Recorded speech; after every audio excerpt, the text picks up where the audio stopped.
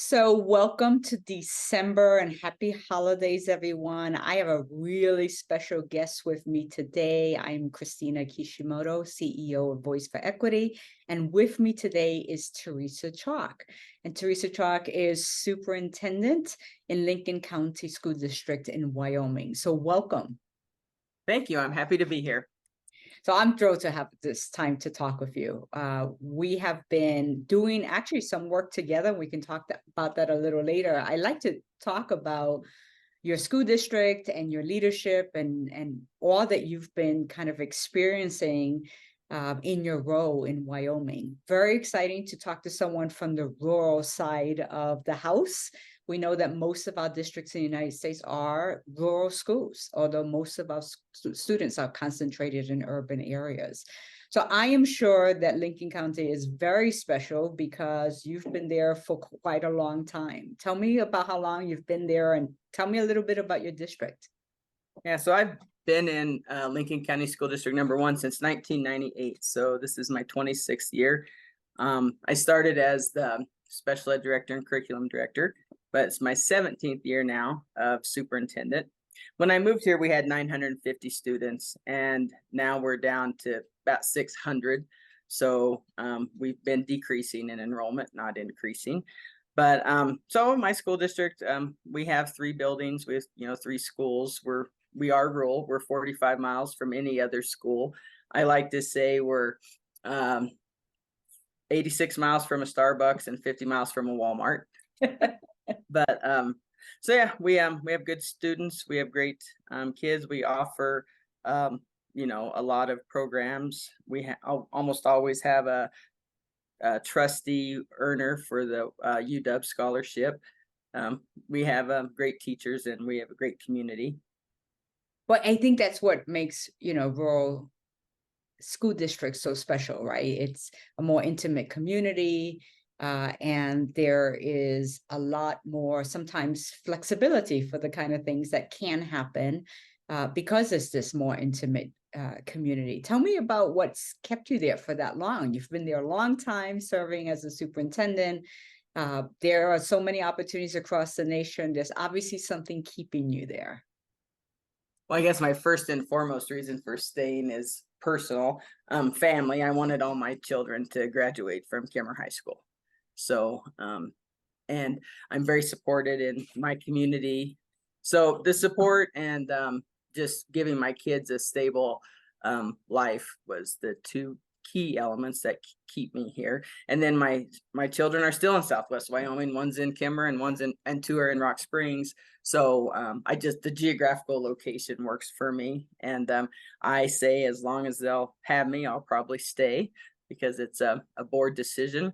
But I have a wonderful board. I mean, it's turned over. There's no one on the board now from when I was hired as the superintendent. But so I still have a wonderful, hardworking, trusting board. And I think that's what keeps me here is even though I think people, a lot of times they'll say transparency, they say trust, they say be open.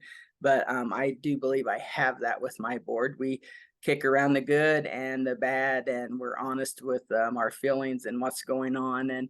And I think that's the heart of my community is they're blue collar, hardworking families that just want you to tell them the truth. Be upfront with me, whether I like what you say or not. Just be honest and support. I think the other thing too is I try to attend all of our activities, and in a small community, that's where parents see that, oh, she does care about her. You know what I mean? Because you go to their culminating events or their home events, and I think just being seen in the community and at their student events makes them know and understand that I do care about their children.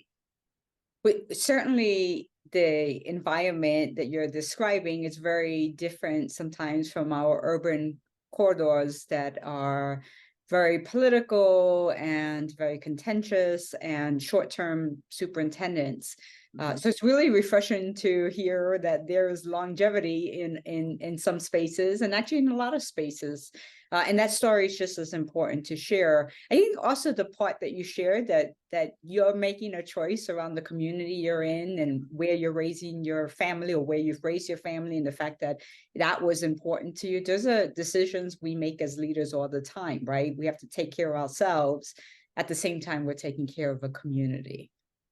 Yes, I agree. So I love to talk to you about some of the kind of policy issues that you may be focused on, as we go into the 2024 legislative session. I understand it's a short session in Wyoming in 2024, just like many states, you alternate between long and short sessions. And so what's top of mind in terms of policy agendas for you? Well, since it's a short session, the budget's always the number one item that we have in mind, and how they're going to fund education. And it's interesting this year because there is a lawsuit against the state of Wyoming from 8 school districts and the Wyoming Education Association around funding. So it'll be interesting how this budget session plays out. So far, the Joint Interim Education Committee and the Joint Appropriation Committee funded the full ECA. And typically the joint appropriations definitely usually cut it in half. And then, it starts all over at the session. But that's going to be interesting to watch, is education funding and how that plays out, because we don't go to trial until June. So we'll see how that plays out. And then the other, topics, I'm sure, are nationwide, are transparency policies with a curriculum, with library books and things like that. And then the school choice voucher. So those are the 3 that I guess I'm kind of keeping my eye on this session, to see where those go. Because for Wyoming, for school choice, it's actually unconstitutional for the state to just give parents money, to do things with. So that's going to be interesting, because we do have a bill coming forward to where they do just that, where parents can apply, and it's not even a reimbursement. They just get the money up front, and then are supposed to have a reporting of how they spent it. But the interesting part there is that, Wyoming is a very conservative state, very red state, and it's in the Constitution that they cannot just dole out money to citizens. So we'll see how that plays out. And then the library policy, actually our state superintendent of public instructions moving forward, trying to develop a more transparent way, for the books that are in our libraries. So parents have access, parents know, and what are your policies about getting books. And, in Wyoming, being conservative, it isn't, we just want to know what they want to say. These books can't be in there, if that makes sense. So that's interesting, because, there's plenty of us that believe that, a book's a book. And if you tell a child they can't read it, they're going to want it even more. So, and reading a book's not going to change who you are. But there's a lot of fear in Wyoming around losing our conservative way of life, I guess. So, and so, the policy issues you're dealing with in Wyoming sound like common policy issues that we're seeing across the nation. As the superintendent, in your years in that role, it sounds like you've been very engaged with legislative work and with the policy agenda in the state. Is that true of superintendents across Wyoming? Are superintendents typically very active legislatively, or what does that look like? Well, I would say, yeah, I always have been very active, because I believe, well, number one, I'm on the southwest side. So if you live west of Rawlins, sometimes Cheyenne forgets about you, because the geography of us, Cheyenne's on the eastern side. So I just think it's very important that they hear our stories and we're there in person. But I'm going to say a decade ago, there was more superintendents that were heavily involved, and now there's only probably 5 or 6 of us that go regularly. And that's like, we just hired a new director for WASA, and that's the main thing, is that we want you to be at the legislative session. We want you to be at the meetings. We want you to know the bills so that you can interpret those for all the superintendents. Because your voice has to be heard. And I know they have ways to testify virtually now, but the testimony still doesn't carry the weight if you don't take the time and go be there in person. And my rule of thumb is when they're actually in the session and where the vote really matters, because we're glad we go into a session, in good standing, but where the vote counts is, in the session. And if your legislators have to look back at you in the gallery after they have voted, it's harder for them to vote against you. Well, I think that's a good point, right? It's they get to know you, they hear your voice, and being actively engaged in that policy work. As you know, that's what Voice for Equity is very passionate about. Is ensuring that we are actively engaged and at the table. I wonder if you could speak a little bit about AI and what the whole AI enabled kind of technology and all of the innovations coming out of the kind of that tech world, how that is impacting policy perspective or curriculum. What are some ways in which you're thinking about that? It's hitting us all fast and furious as we're all trying to learn and get engaged in that work. But it's very new work, right? Especially with the release of ChatGPT at the end of last year. It's just one of those things we're all still trying to figure out, even in terms of that one application. Well, I have to, in 100% honesty, the first time I learned about ChatGPT was at When Women Lead in June of 2022. So, and I've used it ever since. As far as policy in school goes, I mean, I don't even think all my principals know how to use it. I've introduced it to them. And at the state level, at the Wyoming School Board conference, there was a breakout session on AI and how to use it in schools.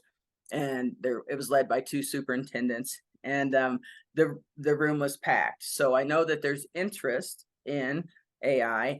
And I'm sure there's fear around it also. Because when I brought it back to my principals, I mean, it's fear about, cheating and this and that. And I'm like, well, but here's the thing. We have to understand how to implement it, and we need to embrace it because it's here. It's not going away. And it is a tool. It's a great tool. I mean, teachers could use it to reduce time. I can use it. I use it for letter writing. I use it for grant writing, things like that. And so I think for my personal perspective, I want to figure out how to get it in our schools and embrace it so that it is a tool that can be appropriately used for students and teachers. But I'm still struggling to find, conferences and places to go to actually learn more about it. So, so that's where I am. And I think most school districts in Wyoming are similar. I know there's 2 that use it for sure, because they did the presentation, and we'll start with going to them. But I think that it's a tool that we have to embrace and get into our schools for all of our staff. It can make everybody's life easier if you use the tool correctly. Absolutely. And I'm excited about continuing to learn about it and having Voice for Equity be involved in providing some space for women to come together and be at the forefront of thinking about ways in which we can use this in education to improve our work, improve instruction, improve the kind of design work that our kids can be engaged with business and industry. It's just an exciting time period. But like you said, it is scary because there are always negative sides to it, right? There's the security and safety sides and making sure that it's used correctly. But thank you so much for sharing a little bit about what's happening in your district and the work that you're doing. I'm so excited about how you've been leading in Wyoming, but just nationally as well. And very excited that you have also joined us at Voice for Equity as a superintendent in residence to help to lead some of the work that we're doing in these innovation areas that we need to continue to support other women nationally in engaging. Well, thank you. I'm very honored to be part of a Voice for Equity, and I love serving students and I believe that we're here to serve all students, not just in Lincoln County, but I'm here for the students in the state of Wyoming, and whatever I can do to make things better nationally, I'm on board for that too, because our kids are our future. Well, Superintendent Chaulk, happy holidays, and I wish you a wonderful rest of the year. We will be in 2024 before you know it. Thank you, Christina. Take care.